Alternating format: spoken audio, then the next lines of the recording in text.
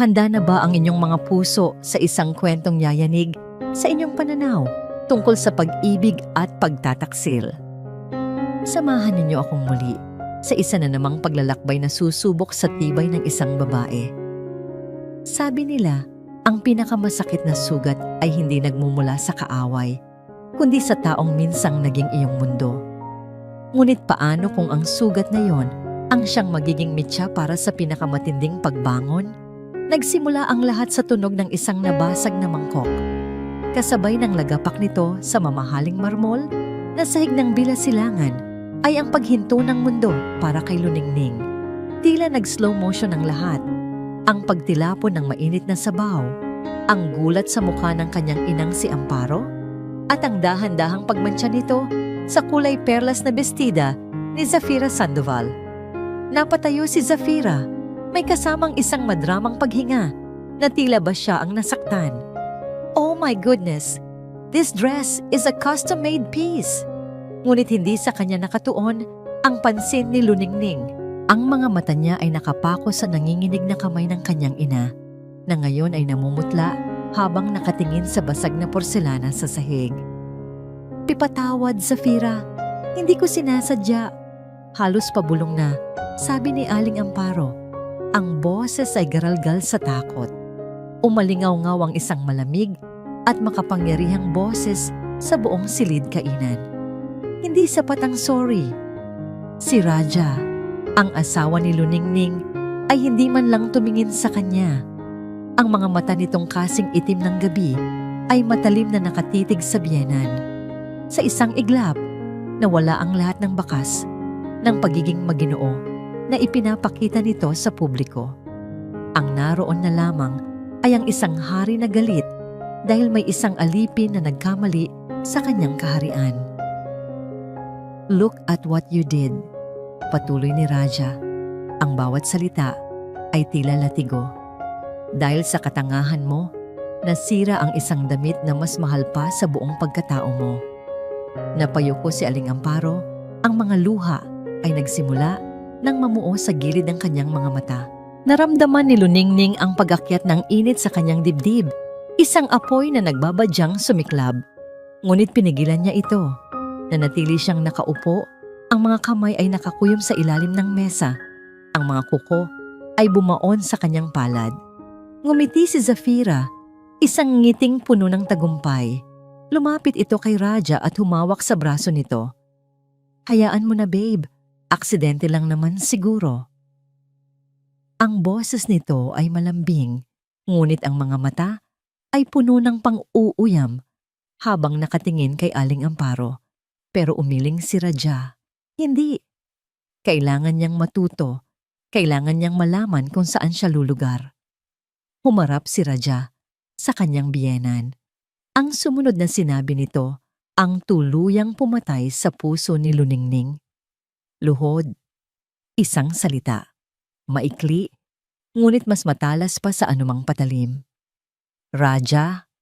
Sa wakas ay nagsalita si Luningning, ngunit ang boses niya ay mahina, halos hindi marinig. Hindi siya pinansin nito. I said, lumuhod ka. Pag-uulit ni Raja. Mas malakas, mas may diin, at humingi ka ng tawad kay Zafira ng maayos. Nakita ni Luningning ang pagtulo ng unang patak ng luha mula sa mata ng kanyang ina. Nakita niya ang paglaban sa loob nito, ang kahihiyan, ang sakit.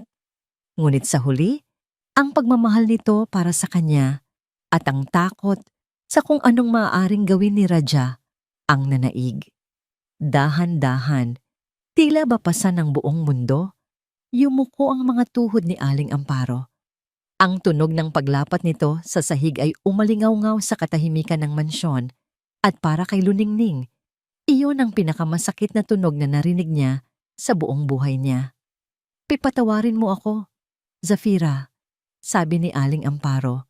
Ang boses ay basag.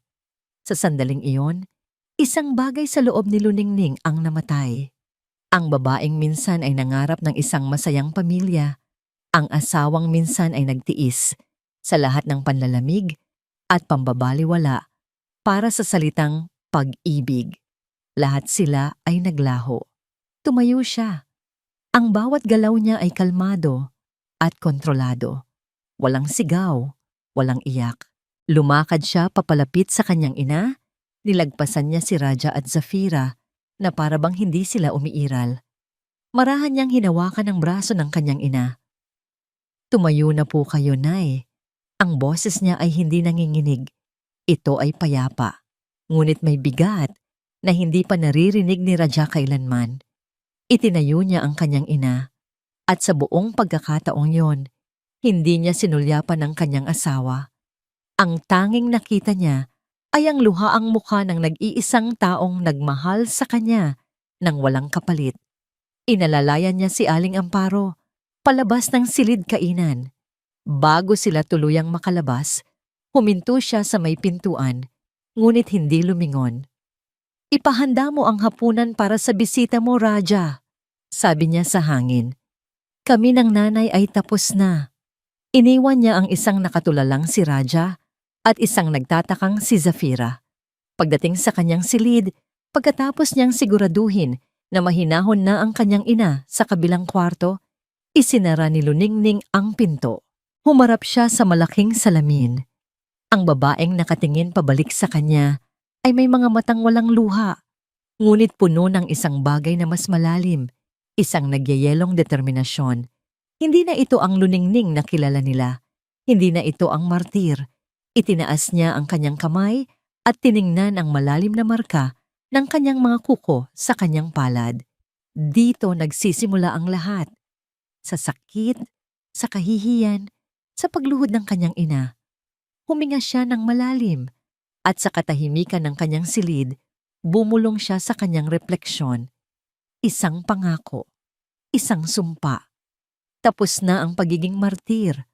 Oras na para maningil. 2:00 ng madaling araw. Ang buong Villa Silangan ay nahihimbing sa katahimikan, maliban sa isang silid kung saan ang tanging liwanag ay nagmumula sa maningning na screen ng isang laptop. Ito ang personal na opisina ni Raja, ang sentro ng kanyang kapangyarihan sa loob ng pamamahay.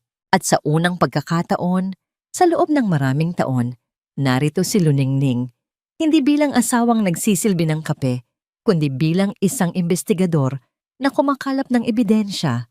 Ang mga daliri niya, na minsay sanay lang sa pag-aalaga sa asawa, ay mabilis at tiyak na gumalaw sa keyboard. Bawat click ng mouse ay may layunin. Bawat pagbukas ng folder ay may kalkuladong intensyon. Ang kanyang pagsasanay bilang isang intelligence operative na matagal na niyang ibinaon sa limot para sa kanyang kasal ay bumabalik na parang isang lumang instingto. Nagsimula siya sa pinakasimple, ang mga bank statement at listahan ng mga asset. Habang binubuksan niya ang isang file na may pangalang personal, isang folder ng mga litrato ang sumalubong sa kanya. At sa loob niyon, naroon ang kanilang mga larawan noong araw ng kanilang kasal. Isang pamilyar na kirot ang gumuhit sa kanyang dibdib. Ang alaala ay isang matamis na lason at hindi niya mapigilang maglakbay pabalik. 5 taon na ang nakalipas. Nakatayo siya sa harap ng altar, nagniningning sa kanyang puting trahe de boda. Si Raja, sa kanyang eleganteng suit, ay hindi maalis ang tingin sa kanya. Ang mga mata nito noon ay puno ng pagsamba, ng isang pangako ng walang hanggan.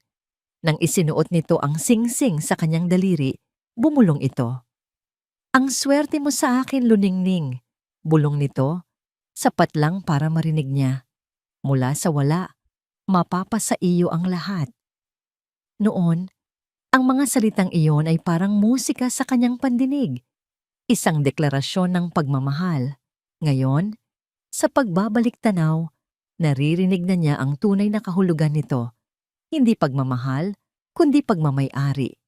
Isang paalala na siya ay wala, at si Raja ang lahat. Isang banayad na sampal sa kanyang pagkatao, na binalot sa isang matamis na kasinungalingan. Ipinilig ni Luningning ang kanyang ulo, iwinawaksi ang multo ng kahapon. Ang kalungkutan ay isang luho na hindi niya kayang bayaran sa mga oras na ito. Kailangan niya ng determinasyon, Nagpatuloy siya sa paghahalughog, mga resibo mula sa mga alahas na hindi niya kailanman natanggap, mga hotel booking sa mga lugar na hindi nila kailanman pinuntahan, mga maliliit na piraso ng kataksilan. Ngunit alam niyang ito'y mga sanga lamang. Ang kailangan niya ay ang puno, ang ugat, at natagpuan niya ito. Nakatago sa isang subfolder na may password, isang password na napakadali para sa kanya. Ang kaarawan ni Zafira, naroon ang isang listahan ng mga wire transfer. Ang mga mata ni Luningning ay nanliit habang sinusundan ang mga numero.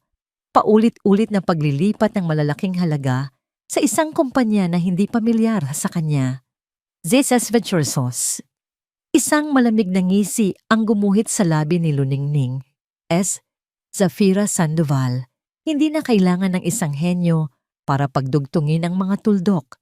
Ang halaga ay nakakagulat. Milyon-milyon. Ito ay higit pa sa pambili ng mga bestida at mamahaling bag. Ito ay pera para sa isang mas malaking bagay. Isang investment? Isang suhol? O mas malala pa? Mabilis niyang isinaksak ang isang maliit na flash drive at sinimulang kopyahin ang mga file. Habang pinapanood niya ang asul na progress bar na dahan-dahang gumagapang sa screen, ang kanyang puso ay kumakabog. Hindi sa takot, kundi sa pananabik. Ito na ang simula. Ito ang unang bala. Bigla, isang tunog mula sa ibaba ang nagpatigil sa kanya. Ang ugong ng makina ng sasakyan ni Raja. Napamura si Luningning sa kanyang isip. Ang sabi nito ay bukas pa ng umaga ang uwi. Kumilos siya ng mabilis. Tinanggal niya ang flash drive, isinara ang mga bintana ng computer sa eksaktong ayos kung paano niya ito natagpuan at pinatay ang laptop. Dali-dali siyang lumabas ng opisina, isinara ang pinto ng walang anumang ingay. Tumakbo siya papunta sa kanilang silid at kumuha ng isang libro mula sa bedside table. Humiga siya sa kama at binuksan ito. Pinipilit na pakalmahin ang kanyang paghinga. Ilang sandali lang, bumukas ang pinto ng kanilang silid tulugan. Pumasok si Raja. Niluluwagan ang kanyang kurbata. Tumingin ito sa kanya at sa isang iglap, bumalik ang maskara ng mapagmahal na asawa. Gising ka pa pala, mahal ko, sabi nito.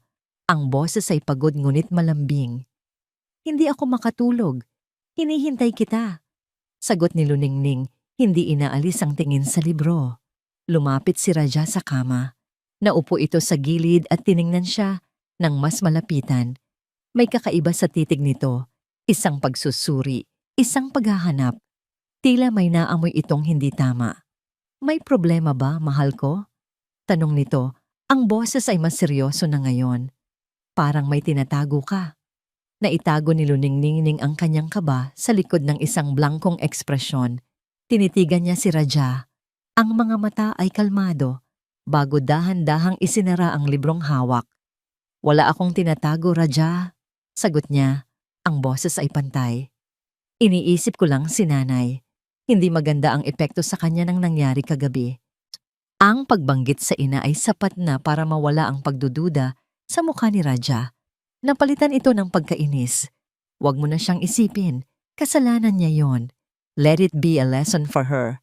Hindi na sumagot si Luningning. Tumalikod na lamang siya at nagtalukbong ng kumot.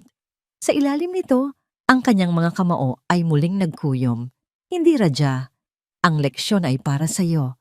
At nagsisimula pa lang ang klase. Kinabukasan, gumawa siya ng dahilan para makalabas. Sinabi niyang bibisitahin niya ang puntod ng kanyang ama. Isang bagay na hindi kailanman mapipigilan ni Raja dahil bahagi ito ng pagpapanatili ng imahe ng isang mabuting pamilya. Ngunit hindi sa sementeryo ang kanyang tunay na pakay. Mula sa isang pampublikong telepono sa isang abalang kanto, tinawagan niya ang isang numero mula sa memorya. Isang maliit na kapihan sa gilid ng Quiapo, maingay, masikip, at malayo sa mundo ng mga sosyal at mayayaman. Ito ang perpektong lugar. Walang makakaisip na hanapin siya rito. Nasa isang sulok Si Luningning, nakasuot ng simpleng blusa, salamin sa mata, at isang sombrerong nagtatago sa kanyang muka. Hawak niya ang isang baso ng mainit na kape, ngunit ang kanyang mga kamay ay nanlalamig. Ilang sandali pa, isang lalaki ang pumasok at inilibot ang tingin. Matangkad, nasa mga 30 anyos at may itsurang seryoso, ngunit mabait. Bayan, tawag ni Luningning, sapat lang para marinig nito. Napangiti si Bayani Bayan Sarmiento nang makita siya. Ning, pasensya na, medyo traffic. Lumaki si Bayan na parang kapatid sa kanya. Ang ama nito ay ang dating abogado at matalik na kaibigan ng kanyang yumaong ama. Salamat sa pagpunta, sabi ni Luningning. Wala iyon. Ano bang meron? Biglaan yata.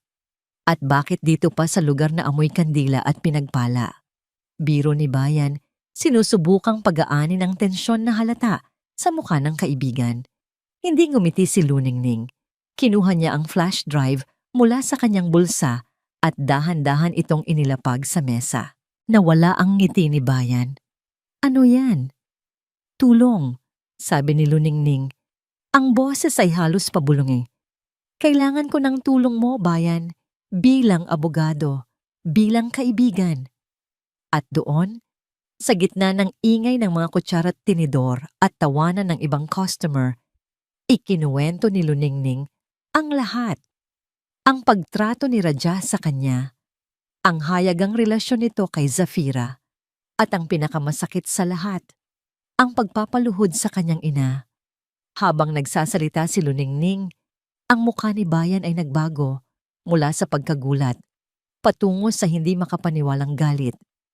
Diyos ko, Ning, bakit hindi mo sinabi sa akin? Sa amin? Dahil sa takot, Bayan, at sa kahihiyan, aminado ni Luningning. Pero tapos na yon. Itinulak niya ang flash drive palapit kay Bayan. Iyan ang mga nakuha ko kagabi mula sa personal na laptop niya. Mga bank transfer patungo sa isang kumpanyang ZS Ventures. Kinuha ni Bayan ang flash drive, ang kanyang mga daliri ay nanginginig sa pigil na galit. Tiningnan niya si Luningning at ngayon, hindi na siya ang kaibigan na nakikinig sa hinaing, kundi isang abogado na sinusuri ang isang kaso. Ning, ang panloloko ay isang bagay. Seryosong sabi ni Bayan. Pero kung totoo ang hinala ko, mas malalim pa rito ang problema mo. Ang mana na iniwan sa'yo ni Tito? Naaalala mo ba? Sinabi ni Raja na siya na ang mag-aasikaso noon para palaguin ito. Nakita mo ba ulit ang perang iyon? Natigilan si Luningning.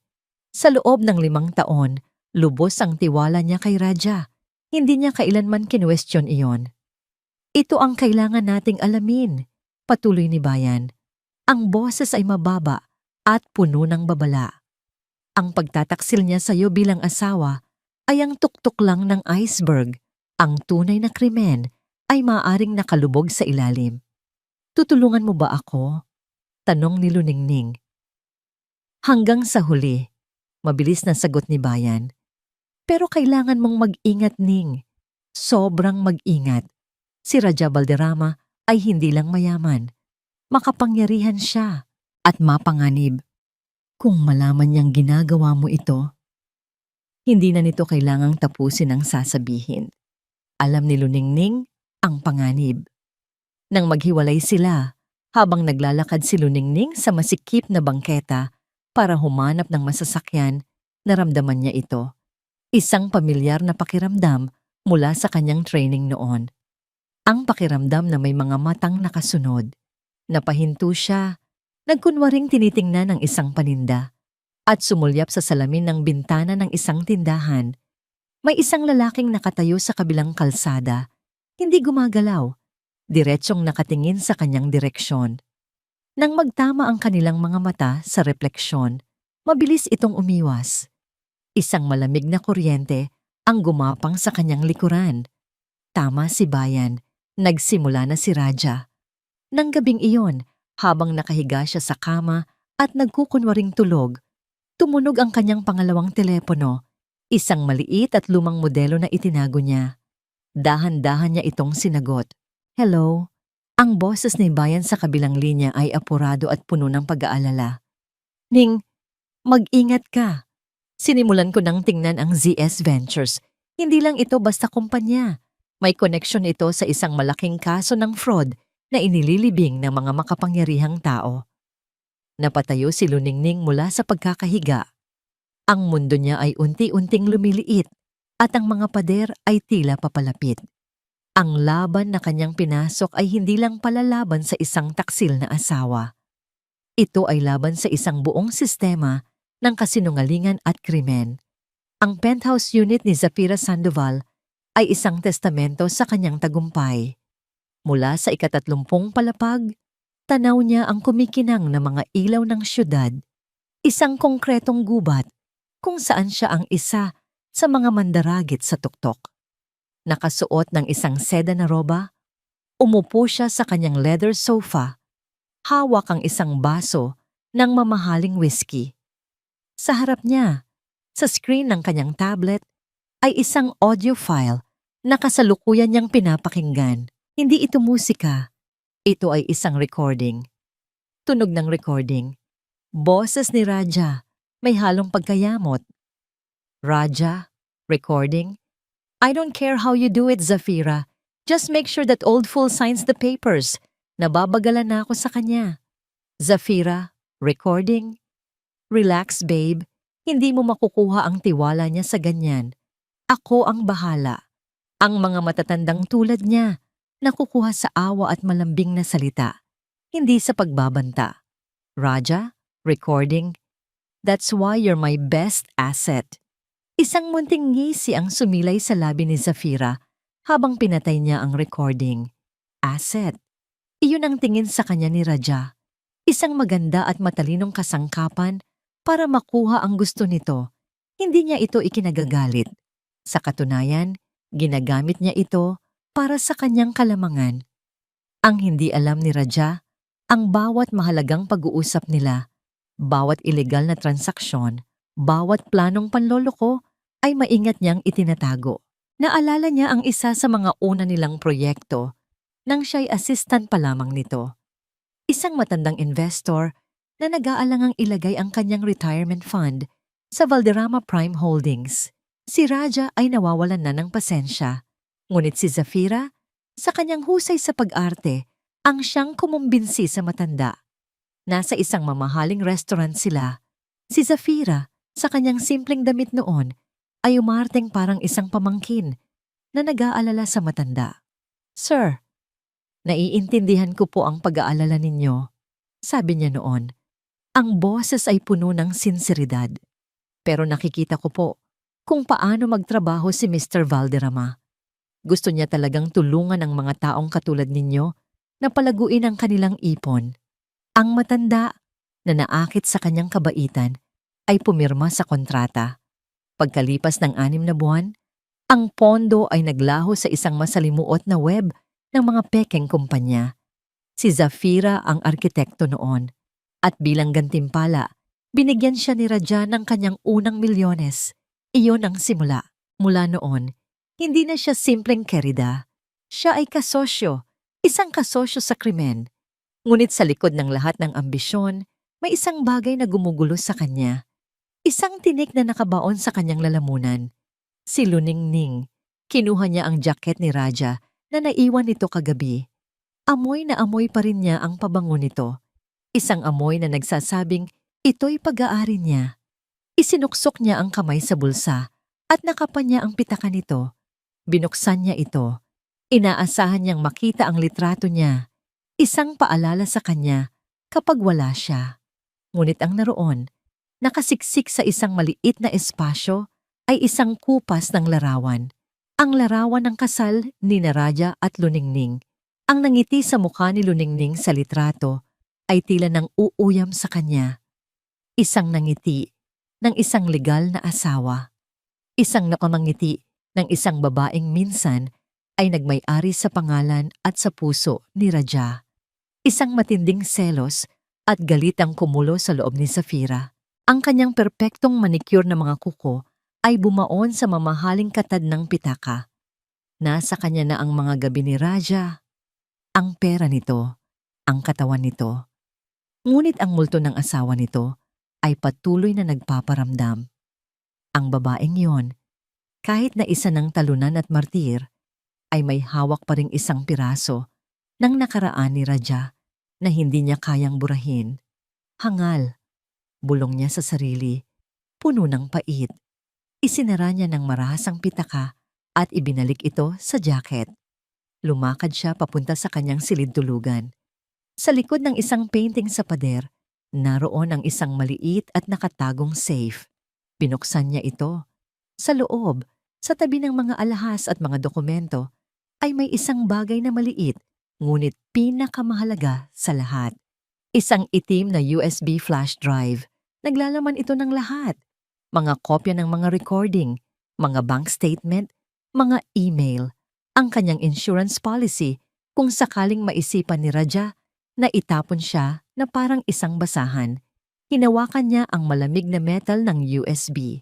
Ang galit na naramdaman niya kanina ay napalitan ng isang malamig at matigas na determinasyon. Hindi siya papayag na maging pangalawa. Hindi siya papayag na maging isang asset lamang. Ang trono ay dapat sa kanya at gagawin niya ang lahat para makuha ito. Tumingin siya sa bintana, sa syudad na nasa kanyang paanan. Akala mo, kontrolado mo ako, Raja, sabi niya sa kawalan. Ang boses ay isang mapanganib na bulong. Pero sa huli, ako ang magiging reyna. Ang address na ipinadala ni Bayan sa text ay nagdala kay Luningning sa isang lugar na malayong-malayo sa kinang ng Villa Silangan. Isang makipot na eskinita sa tondo, kung saan ang mga bahay ay magkakadikit at ang amoy ng kanal ay nanunuot sa hangin. Ito ang mundo kung saan itinapon ni Raja ang mga taong hindi na niya kailangan.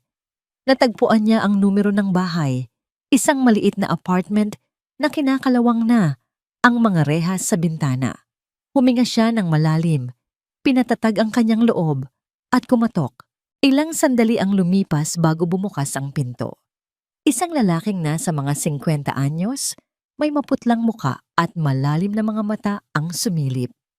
Ang dating maayos nitong tindig, base sa mga lumang litrato ng kumpanya na nakita ni Luningning, ay ngayoy hukot na.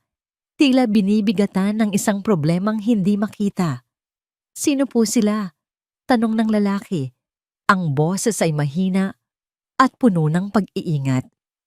Kayo po ba si Mang Rodel Cruz, ang dating chief accountant ng Valderrama Prime Holdings? Tanong ni Luningning. Ang kanyang boses ay kalmado at magalang.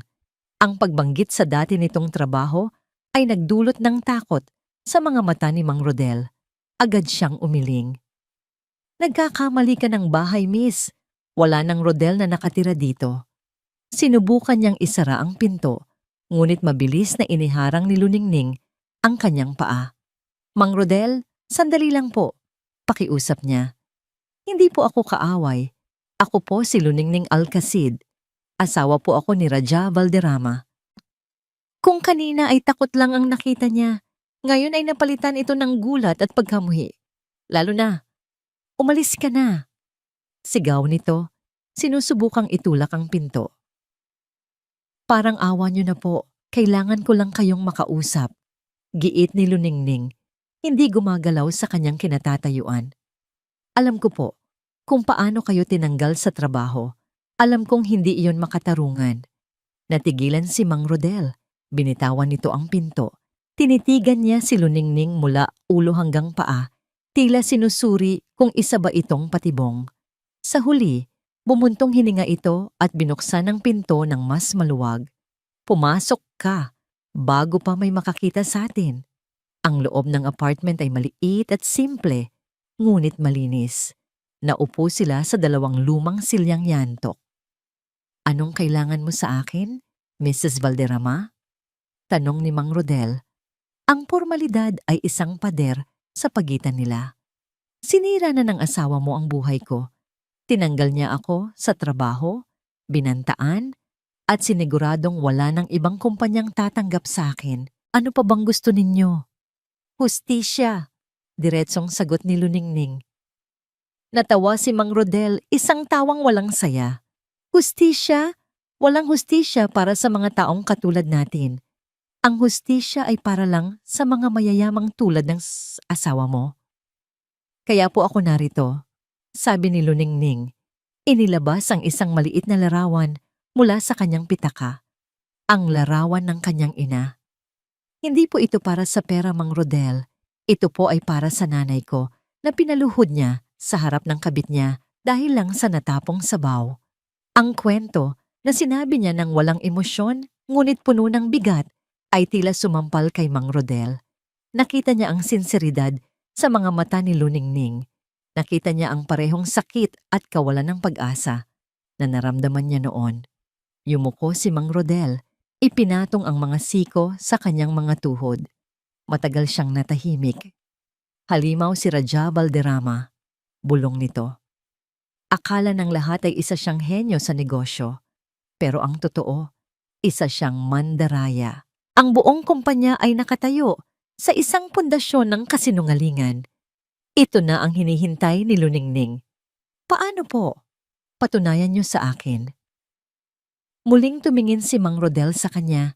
Ang mga matay nag-aapoy na ngayon sa matagal ng kinikimkim na galit. Mayroon siyang itinatago. Isang digital ledger, isang kompletong talaan ng lahat ng kanyang maduming transaksyon mula sa money laundering, tax evasion, hanggang sa pagnanakaw sa mga investor. Naroon lahat. Ang ledger na yon, ang wawasak sa kanya. Nasaan ito? Mabilis na tanong ni Luningning. Ang puso niya ay nagsimulang bumilis. Umiling si Mang Rodel. Hindi ko alam ang eksaktong lokasyon. Masyado siyang matalino para ilagay iyon sa isang lugar na madaling makita. Pero binigyan niya ako ng access doon noon para ako ang mag-ayos ng mga numero. Ang alam ko lang, kailangan ng isang espesyal na password para mabuksan yon. Ibinigay niya kay Luningning ang isang serye ng mga lira at numero. Ang password. Salamat po, sabi ni Luningning. Sinasaulo ang bawat karakter. Malaking tulong po ito. Tumayo na siya para umalis. Ngunit bago siya makarating sa pinto, nagsalita muli si Mang Rodel. May isa pa akong sasabihin, sabi nito. Ang boses ay halos pabulong. Hindi iyan nasa opisina.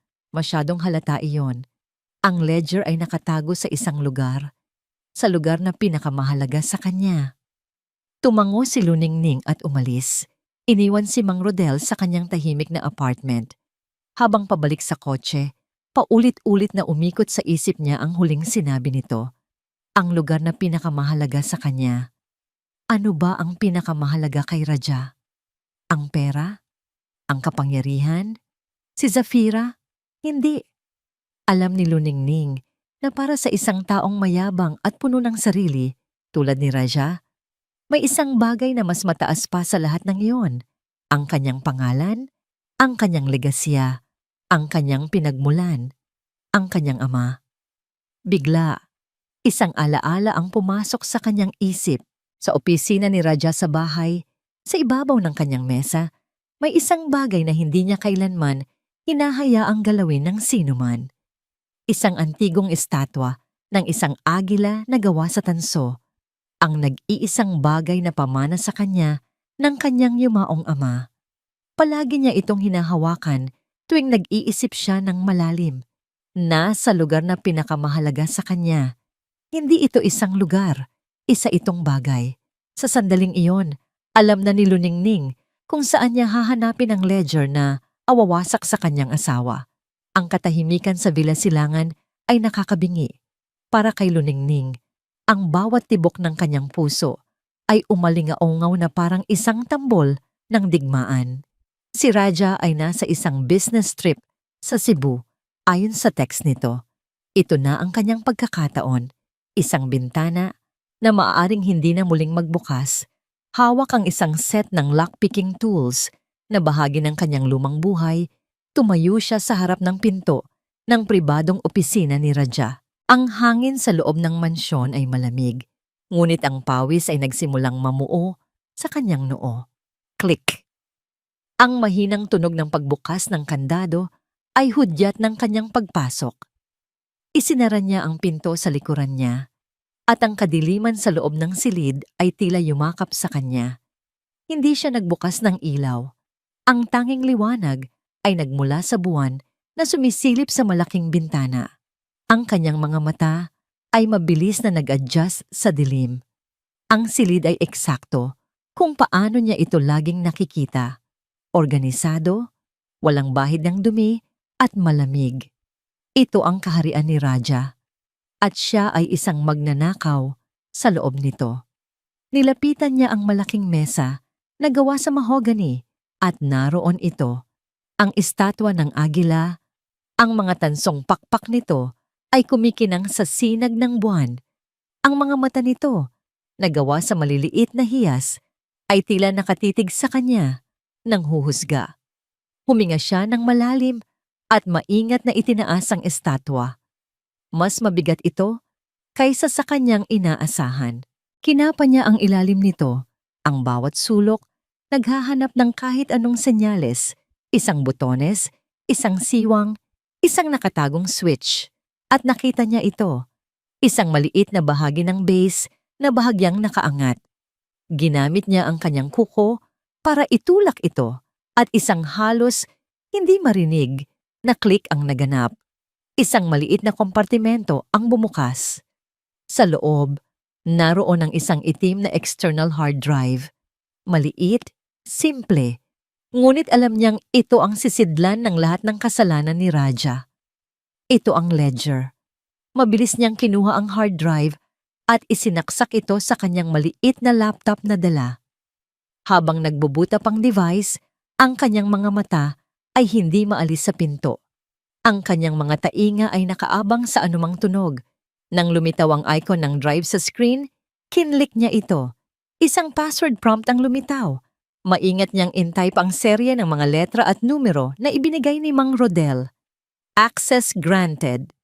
Bumukas ang isang file, isang spreadsheet na puno ng mga numero, pangalan, petsa at mga code name. Sa unang tingin, mukha lang itong isang ordinaryong financial record. Ngunit sa mga sanay na mata ni Luningning, nakita niya agad ang pattern. Ang mga nakatagong account sa ibang bansa. Ang mga pangalan ng mga politikong nasuhulan. Ang mga halagang ninakaw mula sa mga taong nagtiwala.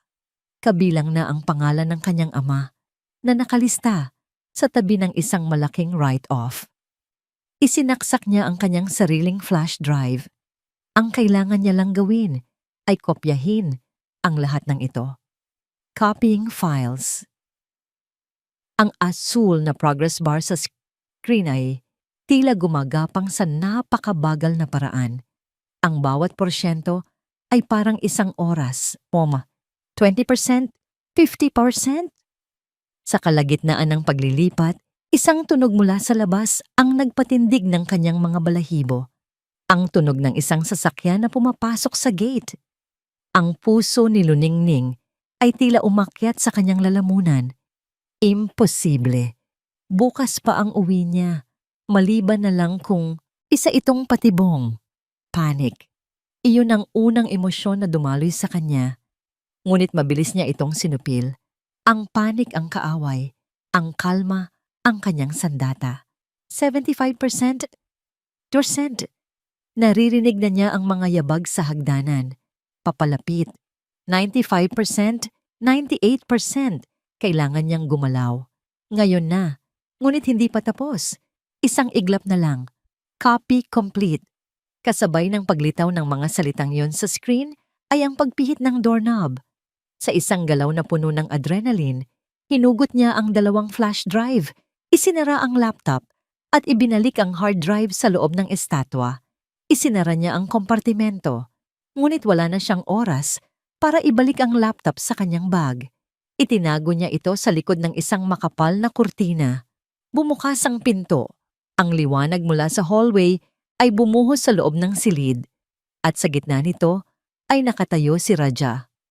Ang kanyang mukha ay isang maskara ng pagtataka.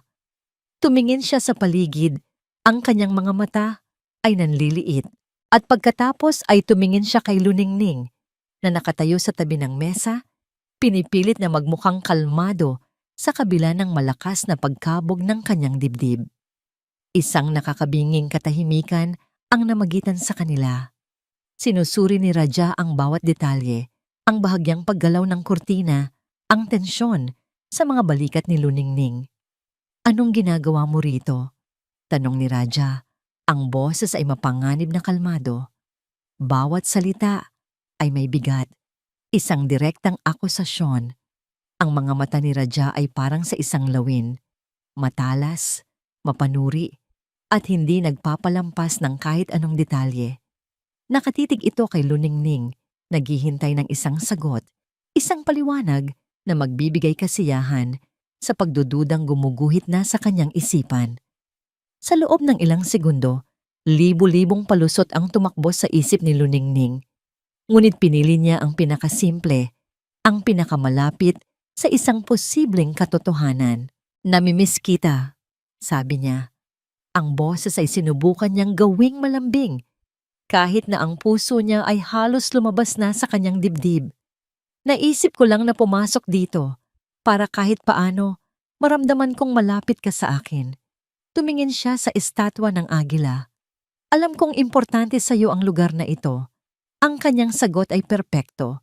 Nilaro nito ang ego ni Raja, ang paniniwala nitong siya pa rin ang sentro ng mundo ni Luningning.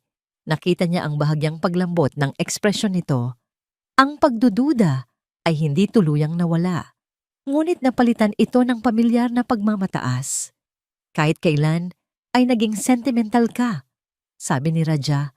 Lumalakad papalapit sa kanya. Hinawakan nito ang kanyang baba at itinaas ang kanyang mukha. "Pero sana ay huling beses mo nang papasukin ang lugar na ito nang walang pahintulot ko." Hindi sumagot si Luningning. Tumango lang siya. "Halika na. Matulog na tayo," sabi ni Raja. Inaakay siya palabas ng opisina. Ngunit bago sila tuluyang lumabas, sumulyap si Raja pabalik sa silid. Ang mga mata nito ay muling tumama sa kortina. May isang maliit na bahagi sa ilalim nito na hindi pantay. Isang maliit na bukol. Hindi ito pinansin ni Raja sa harap ni Luningning. Ngunit ang buto ng paghihinala ay naitanim na. Kinabukasan, habang nasa trabaho si Raja, ang unang ginawa niya ay hindi tingnan ang stocks, kundi buksan ang kanyang security system. Pinanood niya ang recording mula sa hallway camera ng nakaraang gabi. Nakita niya si Luningning na palihim na pumasok sa kanyang opisina. Iyon pa lang ay sapat na, ngunit may mas malala pa. Nag-scroll siya pabalik sa mga nakaraang araw. At doon, nakita niya ang isang footage na nagpakulo ng kanyang dugo. Si Luningning nakikipagkita sa isang lalaki sa isang kapihan sa Quiapo. Hindi niya kilala ang lalaki. Ngunit ang kilos nila ay hindi kilos ng magkaibigan lang na nagkakamustahan. Seryoso. Palihim. Si Luningning ay may itinatago. Si Luningning ay nagtataksil. Sa kabilang banda ng syudad, sa kanyang penthouse, si Zafira Sandoval ay nakakaramdam din ng sarili niyang kaba. Ang huli nilang pag-uusap ni Raja ay naging malamig. Tila may nag-iba sa pakikitungo nito. Nararamdaman niyang siya'y nagiging isang liability. At sa mundo nila, ang mga liability ay tinatapon. "Hindi ako magpapatalo," bulong niya sa sarili. Kailangan niyang kumilos. Una, kinuha niya ang kanyang telepono at tinawagan ang isang numero. Ang numero ng pinakamalaking karibal ni Raja sa negosyo, isang bilyonaryong matagal nang naghahangad na pabagsakin ang Valderrama Prime Holdings. "Mr. De Luca," sabi ni Zafira sa telepono. Ang boses ay matamis ngunit may talim. "Zafira Sandoval here. I believe meron tayong common interest." "At ano naman yon?" tanong ng magaspang na boses sa kabilang linya. "Si Raja Valderrama," sagot ni Zafira. Naglakad siya papunta sa bintana. Tinitingnan ang gusali ng Valderrama sa di kalayuan. "Mayroon akong impormasyon na wawasak kay Raja Valderrama. Magkano ang halaga para sa'yo?" Nagkaroon ng mahabang katahimikan. Pagkatapos ay isang tawa. Patunayan mo. Magkita tayo. 1 oras sa private lounge ng The Grand Hotel, sabi ni Zafira at ibinaba ang tawag. Kinuha niya ang kanyang insurance policy, ang itim na USB. Ito ang kanyang alas. Sa opisina naman ni Raja, ang kanyang galit ay napalitan ng isang malamig at kalkuladong plano. Tatawagan na sana niya ang kanyang mga tauhan para ipaimbestiga ang lalaking kasama ni Luningning nang biglang mag-vibrate ang kanyang telepono. Isang unknown number, isang text message, naglalaman ito ng isang litrato. Isang litrato na kuha mula sa malayo, ngunit malinaw. Si Zafira, nakaupo sa isang lounge, kaharap ang kanyang mortal na kaaway, si Mr. De Luca. Sa mesa sa pagitan nila, nakapatong ang isang itim na USB. Sa ilalim ng litrato, may isang maikling mensahe. Ahas ang katabi mo sa kama. Ang mundo ni Raja ay gumuho sa isang iglap. Ang babaeng pinagkatiwalaan niya. Ang babaeng kasosyo niya sa lahat ng kanyang krimen. Ang babaeng akala niya'y pag-aari niya. Nagpanting ang kanyang mga tainga. Ang pagtataksil ni Luningning ay masakit. Ngunit ang pagtataksil ni Zafira, iyon ay isang deklarasyon ng giyera. Ang kanyang mukha ay naging isang blankong canvas ng matinding galit. Ang kanyang mga daliri ay dahan-dahang kinuha ang telepono. Ngunit hindi na si Luningning ang kanyang iisipin. May mas importanteng problema siyang kailangang ayusin. Una, kailangan niyang putulin ang ulo ng ahas. Ang galit ni Raja ay hindi isang mainit na apoy na mabilis maubos. Ito ay isang malamig, itim na yelo na dahan-dahang gumagapang at pumapatay sa lahat ng madadaanan nito. Nang makita niya ang litrato ni Zafira kasama ang kanyang karibal, ang unang pumasok sa isip niya ay hindi pagpatay. Masyadong madali iyon, masyadong maawain. Ang gusto niya ay pagdurusa. Ang una niyang ginawa ay isang tawag sa isang mataas na opisyal ng pulisya na matagal na niyang may utang na loob. Isang tip tungkol sa isang babaeng nagbebenta ng impormasyon ng kumpanya. Isang maliit na kaso ng corporate espionage, sapat para ikulong si Zafira, takutin at kunin ang lahat ng hawak nitong ebidensya. Pagkatapos, ibinaling niya ang kanyang atensyon sa pangalawang traidor, ang kanyang asawa. Si Luningning ay nasa isang grocery store. Tulak-tulak ang kanyang cart nang mangyari ang unang dagok. Habang nasa counter, handa nang magbayad para sa mga gamot at pagkain ng kanyang ina. Ang kanyang credit card ay paulit-ulit na dinecline. Pasensya na po, ma'am, pero ayaw po talagang gumana, sabi ng cashier. May halong awa sa boses. Nag-init ang mukha ni Luningning sa hiya. Sinubukan niya ang isa pang card, ang kanyang debit card. Insufficient funds. Imposible. Katatanggap niya lang ng kanyang sahod mula sa serbisyo. Walang nagawa si Luningning kundi iwanan ang mga pinamili. Habang naglalakad siya palabas, nanginginig sa kahihiyan at pagkalito, tumunog ang kanyang telepono. Isang tawag mula sa kanyang hepe sa police headquarters. Alcacid! Sabi ng seryosong boses sa kabilang linya. May utos mula sa itaas. Ikaw ay inilalagay sa indefinite leave of absence, epektibo, agad-agad. Ano po? Pero bakit, sir? Gulat na tanong ni Luningning. May natanggap kaming report mula sa isang concerned citizen.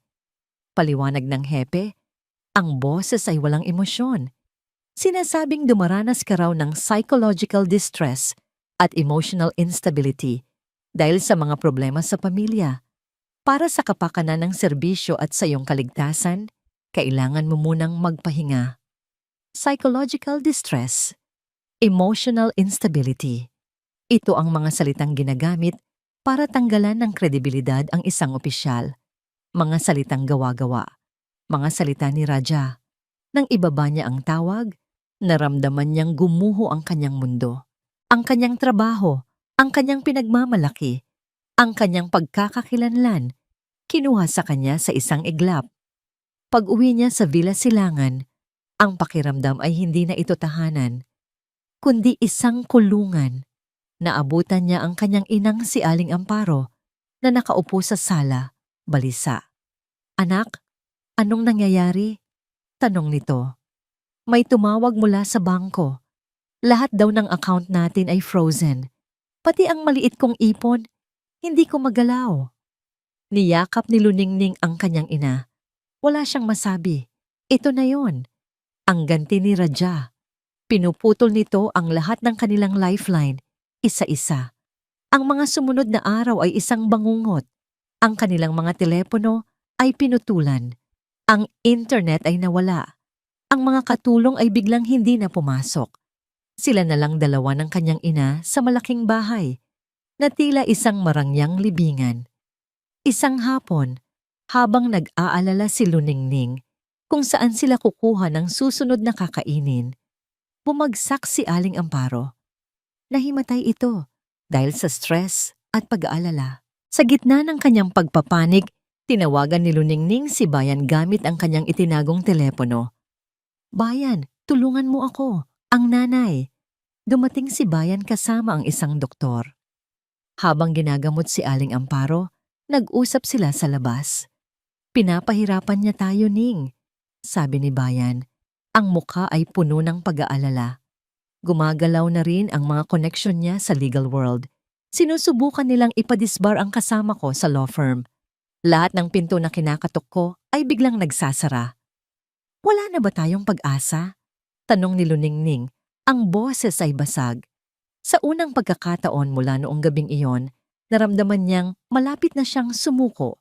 Tila ba hindi pa sapat ang lahat? Isang delivery man ang dumating kinabukasan. Inabutan siya ng isang opisyal na sobre, isang court summon. Kinakampuhan siya ni Raja ng libel at defamation. Humihingi ng danyos na 100 milyong piso. Nakasaad sa dokumento ang mga kasinungalingang paninira raw niya sa pangalan nito, na nagdulot ng matinding emotional at financial distress sa kanya. Napaupo si Luningning sa sahig. Hawak ang papel na sumisira sa kanyang kinabukasan. Ang bigat ng lahat ay dumagan sa kanya. Wala siyang pera, wala siyang trabaho. Ang kanyang ina ay may sakit. Ang kanyang abogado ay nahihirapan. Ang kanyang kalaban ay isang Diyos na kumukontrol sa lahat. Tumingin siya sa bintana. Tumingin siya sa mataas na pader na nakapalibot sa mansyon. Naramdaman niyang siya'y isang ibon sa loob ng isang gintong hawla, at ang mga rehas ay unti-unting lumiliit. Handa na siyang durugin. Ito na ba ang katapusan? Ang mga sumunod na araw ay ginugol ni Luningning sa isang malalim na katahimikan, tila isang sundalong sugatan na pinag-aaralan ng kanyang pagkatalo. Ang tratsa ng demanda ay nakapatong sa kanyang mesa, isang paalala ng pader na tila imposibleng akyatin. Isang gabi, habang binabantayan niya ang natutulog niyang ina, naupo si Aling Amparo at hinawakan ang kanyang kamay. Ang mga mata nito ay pagod, ngunit may liwanag ng karunungan na hindi kayang patayin ng anumang paghihirap. "Anak," mahinang sabi ni Aling Amparo, "huwag mong isipin ang pera. Huwag mong isipin ang bahay na ito. Ang mga yan ay bagay lang, nababawi, napapalitan." Tumingin ito ng diretso sa mga mata ni Luningning. "Ang yaman mo ay wala sa mga iyan. Ang lakas mo ay nasa isip mo, anak, at sa puso mong puno ng tama. Hindi niya iyan makukuha sa'yo, kahit kailan." Ang mga salita ng kanyang ina ay parang isang patak ng tubig sa isang tigang na lupa. Isang simpleng paalala ng kung sino siya bago pa man siya naging si Mrs. Valderrama. Isa siyang trinado at matalinong investigador. Isang babaeng lumulutas ng mga problema gamit ang ebidensya at lohika, hindi emosyon. Pagkatapos niyang siguraduhin na mahimbing na muli ang tulog ng ina, bumalik si Luningning sa kanyang laptop. Binuksan niya ang nag-iisang kopya ng ledger na naitago niya. Sa pagkakataong ito, hindi nagalit o pagnanais ng ganti ang nagtulak sa kanya, kundi isang malamig at analytical na pag-iisip. Pinag-aralan niyang muli ang bawat linya, bawat numero, bawat pangalan. Hinanap niya ang kahinaan. Alam niyang lahat ng sistema, gaano man kaperpekto, ay mayroon laging isang weakest link. Sinundan niya ang daloy ng pera mula sa Valderrama Prime Holdings papunta sa ZS Ventures at mula doon ay kumakalat sa iba't ibang offshore accounts. Karamihan ay may mga code name, ngunit may isang account sa Switzerland na may tunay na pangalan, Dante Valderrama. Kumunot ang noo ni Luningning. Sino si Dante? Sa pagkakaalam niya, nag-iisang anak si Raja. Ngunit pamilyar ang pangalan. Naalala niya ang isang lumang kwento mula sa yumaong ama ni Raja. Isang anak sa labas, isang kapatid sa ama na kinamumuhian ni Raja dahil ito raw ang paborito ng kanilang ama. Isang kapatid na matagal na niyang itinakwil at ipinagtabuyan. Bakit maglalagay si Raja ng isang account sa ilalim ng pangalan ng taong kinamumuhian niya? At doon, biglang nagliwanag ang lahat. Isang klasikong diskarte. Ginagamit ni Raja ang pangalan ni Dante bilang isang dummy, isang fall guy. Kung sakaling masilip ang account, madali niyang maituturo ang kapatid na matagal nang walang koneksyon sa kanya. Walang sino man ang maniniwala kay Dante kung itatanggi niya ito. Si Dante Valderrama ang kanyang perpektong scapegoat at siya rin ang kanyang pinakamalaking pagkakamali. Siya ang huling baraha. Mabilis na tinawagan ni Luningning si Bayan. Bayan, kailangan nating hanapin si Dante Valderrama. Sabi niya, ang boses ay puno ng panibagong lakas at determinasyon. Siya ang susi. Siya ang magpapatunay na ang account na yon ay hindi sa kanya.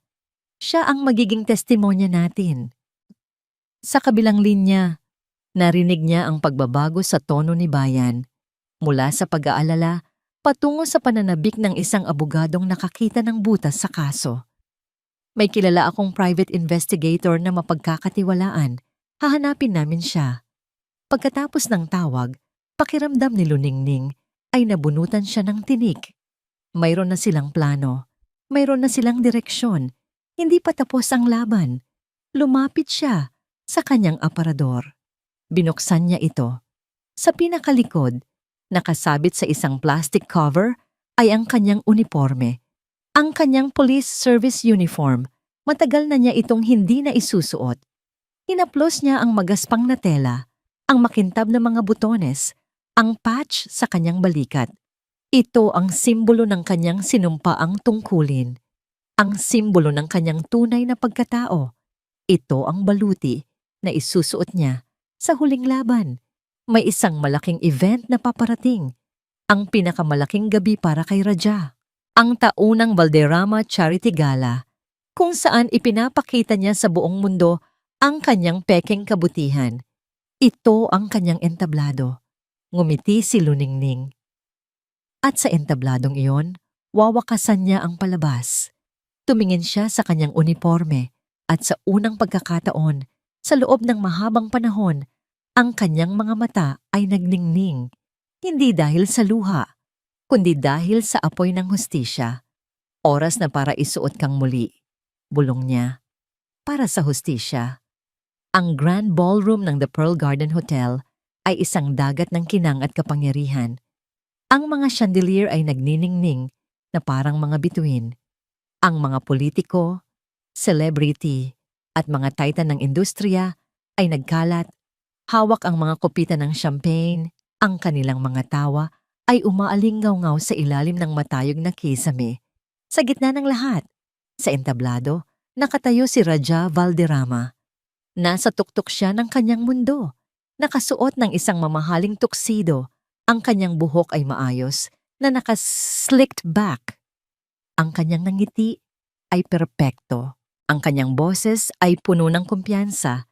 Habang nagsasalita siya sa mikropono tungkol sa kahalagahan ng pagbibigay at pagtulong sa mga nangangailangan. Tonight, we are not just raising funds. Deklara niya, ang kanyang mga braso ay nakabukas na parang isang mesiyas. We are raising hope. The Valderrama name has always been and will always be a symbol of integrity and compassion. Palakpakan. Malakas, masigabong palakpakan mula sa mga taong walang kamalay-malay sa dumi na nakatago sa likod ng kanyang pangalan. Sa isang sulok ng ballroom, naroon din si Zafira Sandoval. Pinalaya sa piyansa, ngunit halatang binabantayan. Ang kanyang ganda ay naroon pa rin, ngunit nababalot na ng takot at desperasyon. Siya ay isang palamuti na lang, isang tropeyo na ipinapakita ni Raja para ipakita na kontrolado niya ang lahat.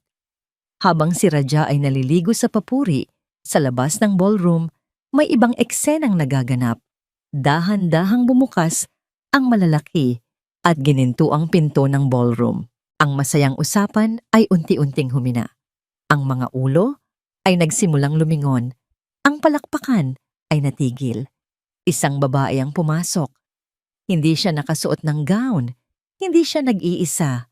Si Luningning Alcacid, sa kanyang buo at malinis na police service uniform. Ang kanyang tindig ay tuwid. Ang kanyang mukha ay walang emosyon. Ang kanyang mga mata ay nakatuon sa isang tao lamang. Ang lalaki sa entablado. Sa likod niya ay si Bayani Sarmiento, hawak ang isang briefcase. At sa likod ni Bayan ay dalawang matataas na opisyal mula sa National Bureau of Investigation. Ang katahimikan sa loob ng ballroom ay nakakabingi. Ang hangin ay biglang naging mabigat at puno ng tensyon. Sa entablado, ang perpektong nangiti ni Raja ay dahan-dahang naglaho. Napalitan ito ng hindi makapaniwalang pagtataka na mabilis na naging isang umaalimpuyong galit. At sa huli, isang bakas ng hindi maikakailang takot. Tiningnan niya si Luningning, ang kanyang asawa, ang babaeng akala niya ay nadurog na niya, na naglalakad sa gitna ng aisle na parang isang reyna na nagmamarcha sa kanyang teritoryo. Ang bawat hakbang niya ay may bigat, may layunin. Ang mga kamera ng media na naroon para i-cover ang charity event ay mabilis na lumipat ng focus. Ang mga flash ay nagsimulang mag-click, hindi na para kay Raja, kundi para sa hindi inaasahang eksena sa kanilang harapan. Hindi huminto si Luningning hanggang sa makarating siya sa paanan ng entablado. Tumingala siya at tinitigan ng diretso sa mga mata si Raja. Ang buong ballroom ay naghihintay, pigil ang kanilang mga hininga. Kumuha si Luningning ng isang mikropono mula sa isang event staff. Itinaas niya ito sa kanyang bibig. Ang kanyang boses, nang siya'y magsalita, ay hindi malakas, ngunit ito'y malinaw at matatag, at umalingaw-ngaw ito sa bawat sulok ng silid na pinatahimik niya. Magandang gabi sa inyong lahat, panimula niya. Ang kanyang mga mata ay hindi pa rin umaalis kay Raja. Pinupuri ko ang inyong pagkabukas palad ngayong gabi. Isang sandaling katahimikan. Mr. Raja Valderrama, patuloy niya ang kanyang boses ay may bahid ng yelo. Mayroon ka pang isang donasyon na kailangan mong ibigay ngayong gabi. Ang katotohanan. Ang mga salita ni Luningning ay nanatiling nakabitin sa hangin, matalas at malinaw. Si Raja, na nasa entablado, ay tila natauhan mula sa kanyang pagkagulat. Isang mapanganib na ngiti ang sumilay sa kanyang mga labi. Luningning, mahal ko, sabi niya sa mikropono. Sinusubukang bawiin ang kontrol. Ang boses ay nagpapanggap na nag-aalala. Alam nating lahat na dumadaan ka sa isang mahirap na yugto. Huwag mong gawin ito sa sarili mo. Let's get you some help. Ito ang kanyang huling pag-atake. Ang pagpipinta kay Luningning bilang isang babaeng wala sa sarili. Ngunit hindi na ito gumana. Hindi sumagot si Luningning. Sa halip, suminya siya kay Bayan. Umabante si Bayan, binuksan ang kanyang briefcase at ikinonekta ang isang laptop sa malaking projector screen sa likod ng entablado. Ang mismong screen kung saan ipinapakita kanina ang mga larawan ng mga natulungan ng Valderrama Foundation. Ang unang lumitaw sa screen ay ang digital ledger, isang dagat ng mga numero at pangalan na walang kahulugan sa karamihan.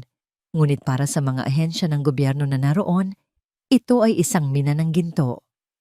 For years, Valderrama Prime Holdings, under the leadership of Mr. Raja Valderrama, has been operating on a sophisticated scheme of tax evasion and money laundering. Nagsimulang magpaliwanag si Luningning. Ang kanyang boses ay parang sa isang professor na nagbibigay ng lecture, kalmado, factual, at hindi matitinag. Ang perang sinasabi niyang tulong ay dumadaan muna sa isang network ng mga dummy corporations. Isa na rito ang ZS Ventures, na ipinangalan mismo sa kanyang kabit, si Mita Zafira Sandoval. Lahat ng mata ay napalingon kay Zafira. Ang kanyang mukha ay namutla na parang papel. Sinubukan niyang tumayo at umalis. Ngunit isang babaeng ahente ng NBI ang marahang humawak sa kanyang braso. Isang tahimik na babala na manatili sa kanyang kinauupuan. Nag-flash sa screen ang mga kopya ng mga bank transfer, mga pekeng invoice, at mga email na nagdedetalye ng mga illegal na transaksyon. Ang bulungan sa loob ng ballroom ay lumakas. Naging isang dagundong ng pagkagulat at iskandalo. "This is absurd! Gawa-gawa lang ang lahat ng iyan!" Sigaw ni Raja. Ang kanyang boses ay nagsisimula ng mabasag. "Talaga ba?" Tanong ni Luningning. Hindi pa rin nagbabago ang tono. "Kung gayoy, ipaliwanag mo ito." Ang sumunod na lumitaw sa screen ay isang video testimony, isang lalaking may simpleng itsura. Ang kanyang mukha ay puno ng takot, ngunit determinasyon. "Ako po si Dante Valderrama," sabi ng lalaki sa video. "Kapatid ako sa ama ni Raja." Ginamit niya ang pangalan ko nang walang pahintulot para magbukas ng isang bank account sa Switzerland. Hindi po akin ang perang iyon. Ito po ay patunay na wala akong kinalaman diyan. Ipinakita sa video ang mga dokumento, mga pirma, at mga patunay na si Dante ay nasa Pilipinas noong mga petsa kung kailan siya raw ay nag-withdraw ng milyon-milyon sa Geneva. Ito ang huling pako sa kabaong. Ang testimonya ng scapegoat. Doon na tuluyang nawala ang kontrol ni Raja. "Sinunggaling!" Umalingaw-ngaw ang kanyang sigaw sa buong ballroom. "Binayaran niyo siya! Lahat kayo! Binayaran ka niya, Luningning! Ikaw na walang utang na loob! Pinalamon kita! Pinagyaman! At ito ang igaganti mo sa akin?" Bumaba siya ng entablado.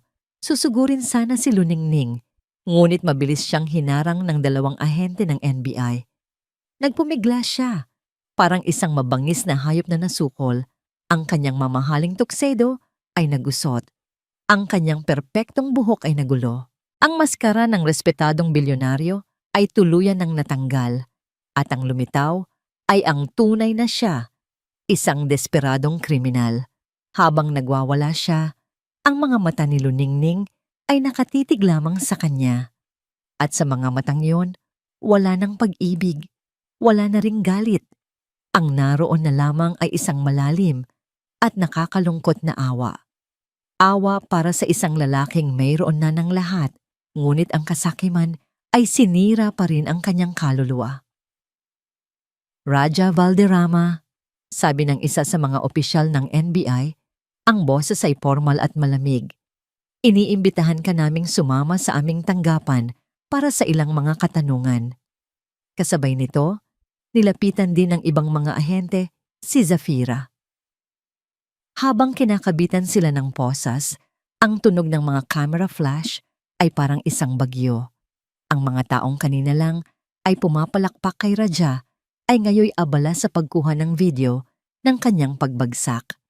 Pinadaan sila sa gitna ng aisle, ang mismong daan na nilakaran ni Luningning kanina. Nang mapadaan si Raja sa tapat niya, huminto ito. Ang kanyang mga mata ay nag-aapoy sa galit. "Magsisisi ka, Luningning," bulong niya. Ang bawat salita ay puno ng lason. "Sisirain kita." Tumingin lang si Luningning pabalik at sumagot ng mahina. Sapat lang para marinig niya. "Huli na, Raja. Sinira mo na ang sarili mo." At pagkatapos, ipinagpatuloy na nila ang paglakad. Nang mawala na sila sa paningin, Ang ballroom ay naiwan sa isang state of shocked silence. Lahat ng mata ay nakatuon kay Luningning, ang babaeng pulis na nagpatumba sa isang higante. Dahan-dahan siyang tumalikod at nagsimulang maglakad palabas. Walang sino man ang nangahas na humarang sa kanyang daan. Para siyang isang bagyo na katahimik lang dumaan. Nag-iwan ng wasak na tanawin, ngunit isang malinis na kalangitan. Paglabas niya sa hotel, sinalubong siya ng malamig na hangin ng gabi. Huminga siya ng malalim, isang hiningang malinis, isang hiningang malaya. Sa unang pagkakataon, sa loob ng napakatagal na panahon, naramdaman niyang tunay siyang malaya. Lumipas ang 6 na buwan. Ang marangyang Villa Silangan ay isa na lamang malayong alaala.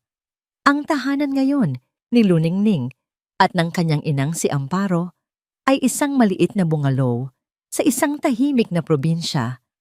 Walang matataas na pader, walang marmol na sahig. Ang tanging maririnig ay ang huni ng mga ibon at ang halakhak na minsan nang nawala. Sa kanilang maliit na hardin, magkasamang nagdidilig ng mga halaman ang mag-ina. Si Aling Amparo, na malusog na muli, ay may ngiti sa labi habang pinagmamasdan ang mga namumukadkad na rosas. Naidahan-dahan lang po sa pagdilig, baka malunod ang mga bulaklak. Natatawang sabi ni Luningning na abala sa pag-aalis ng mga damo. Ay hayaan mo sila. Ang mahalaga, nabubuhay silang malaya. Sagot ng kanyang ina, isang sagot na may mas malalim na kahulugan. Isang pamilyar na sasakyan ang pumarada sa tapat ng kanilang gate. Si Bayan, nakasuot ng simpleng polo shirt at maong.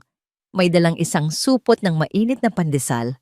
Magandang umaga po, Tita Amparo. Major Alcacid. Bati din niya. May kasamang isang magaan na ngiti. Matagal nang naging regular na bisita si Bayasan sa kanilang bagong buhay. Naku Bayan, ning na lang. Wala tayo sa kampo. Saway sa kanya ni Luningning habang pinapagpagan ang lupa sa kanyang mga kamay. Nagtimpla sila ng kape at naupo sa kanilang maliit na beranda. Sa gitna ng kanilang masayang kwentuhan, naging seryoso ang mukha ni Bayan. May balita na ako, sabi niya. Kahapon, lumabas na ang pinal na hatol. Natahimik sina Luningning at Aling Amparo, naghihintay. Life imprisonment para kay Raja, sabi ni Bayan. Economic sabotage, plunder, at syndicated estafa, non-bailable, habang buhay na siyang mananatili sa loob. Isang mabigat na hininga ang pinakawala ni Luningning. Hindi ito hininga ng saya, kundi ng pagtanggap, ng pagsasara ng isang pinto. Si Zafira?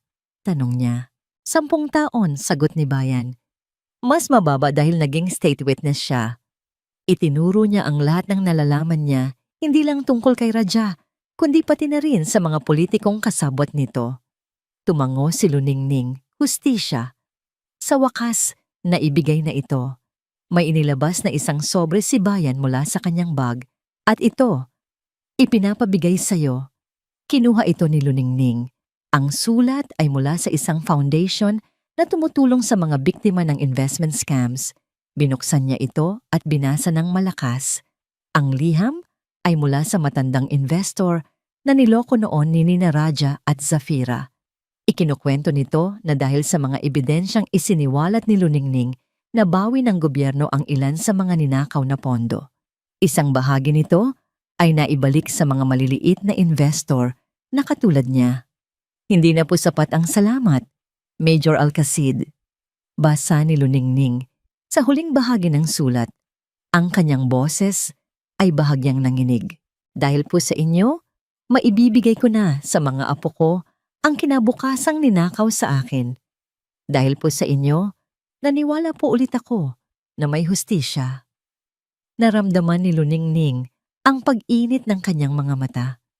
Mabilis niya itong pinunasan.